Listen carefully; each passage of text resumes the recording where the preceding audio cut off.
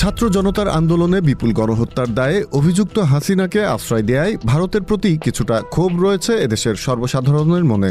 আর ভারতের একচোখা আওয়ামী প্রীতি এ ক্ষোভকে আরও উস্কে দেয়, ফলে ভারতের সাথে সম্পর্কে কিছুটা দূরত্ব তৈরি হয়। সম্প্রতি বিবিসি বাংলাকে দেয়া এক সাক্ষাৎকারে বাংলাদেশের অন্তর্বর্তীকালীন সরকারের প্রধান উপদেষ্টা ডক্টর ইউনূস বলেন, সাম্প্রতিক কিছু প্রচার দুই দেশের মধ্যে দ্বন্দ্ব তৈরি করেছে ঠিকই, তবে ভারতের সঙ্গে সুসম্পর্ক রাখতেই হবে।